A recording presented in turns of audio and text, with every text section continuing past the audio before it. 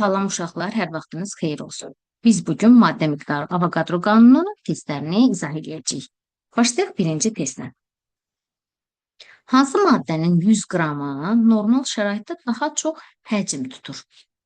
Bildiyimiz kimi maddə miqdarının formulu kütlə böl molyar kütlə, V böl molyar, həcm böl molyar həcm, N böl N Avogadro. Baxın, bu cürdür düstur. Bizə deyir ki, 100 qramı normal şəraitdə daha çox həcm tutur. Həcm. Yəni biz həcminin hansının çox olduğuna baxmalıyıq. Və baxırıq ki, emirlər verilib bizə. Emir də təbii ki, molyar kütləyə bərabər olduğu üçün baxırıq ki, bir-birinə vurulan kəmiyyətlərdirlər. Bir-birinə vurulan kəmiyyətlər həmişə tərs mütənasib asılıdır. Ona görə hansının emiri balacadırsa, onun demək həcmi çox olacaq. Ona görə də emiri balaca olanı, ən balaca olanı götürürük. Keçdi ikinci. Müəyyən həcm metanın kütləsi 80 qramdır. 80 qram. Demək, bu nü bərabərdir. Bu formulda nü bərabərdir. Balaca M böl böyük M. Burada nü'nu tapırıq. 80 qramdır. Emiri isə 16'dır. Bərabərdir 5'e. Biz nəyini tapdıq bunun? Molunu tapdıq. Bu formulla molunu tapdıq biz bunu. Və deyir ki, həmin həcm azotun kütləsi neçə qram olar? Həmin həcm, yəni 5 mol. 5 mol azota vururuq 28'i, 5'i vururuq 28'i və cavabı tapırıq. Üçüncü. Eyni şəraitdə 6 litr propanda olan molekulların sayı 3 litr asidində olan molekulların sayına neçə dəfə çox? Uşaqlar, litr deyir, bu həcm deməkdir. Və molekulların sayını müqayisə eləməliyik. Molekulların sayını.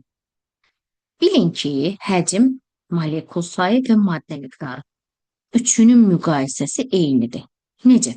Yəni, biz əgər həcmlərini müqayisə ediriksə, bu elə onların molekul sayının müqayisəsindən eynidir.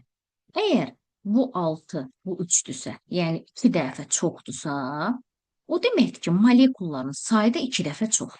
Ona görə 4-cüdə də 5'i 2/5'e böləcəyik, eləyəcək cavab 2. 5-ci sual. Eyni şəraitdə bərabər sayda N2 və O2 molekullar götürülüb qazların kütlələrini müqayisə edin.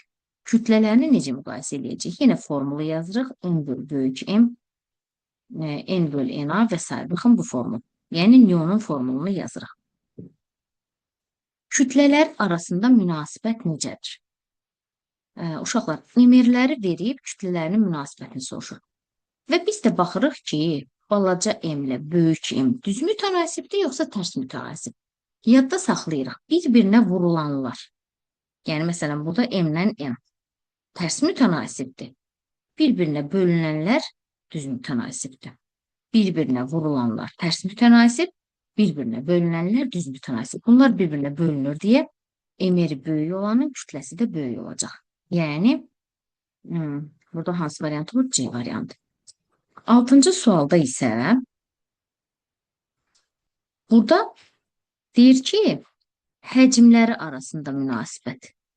Həcmdə bildiyimiz kimi V böl VM bərabərdir balaca M böl böyük M. Burada həcmi deyir. Həcm emirlə necə mütənasibdir? Bir-birinə vurulanlar dedik ki, tərs mütənasibdir. Ona görə böyük olan kiçik olacaq. Yəni, oksigen kiçik olacaq, azot isə böyük olacaq. 7-ciyə baxaq. 5 mol H2S-də neçə molekul var? 5 mol H2S-də neçə molekul var?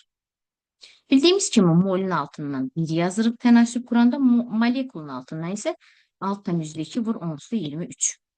Və salam buradan hesablayırıq. 5'i 6/2 10^23'e vururuq. 8-cidə 224 litrdə neçə molekul var? Litrin altından 22/4 yazırıq, molekulun altından 6/2 vur 10^23 yazırıq. Burada ixtisar gedəcək, qalır 10, 10'u 6/2 10^23'e vururuq, 6/2 10^24.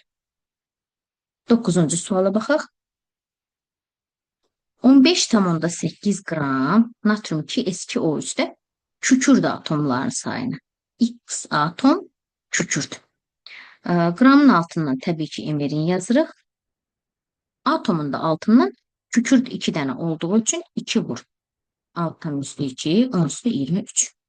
Ve burada ixtisar gedəcək. Burada 10 qalır. 6 tam üstü 2, 10 üstü 23'ü 2'ye vuranda 12 tam %4 vur 10 üstü 23 eləyir.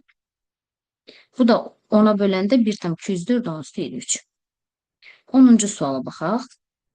0 tam %1 mol X brom üçün kütləsi 6 tam %72 qram. Molun altına 1 yazırıq. Qramın altına isə emir X plus 3 vur 80. Belə buradan X'i tapırıq. Bu da olur bizim cavabımız.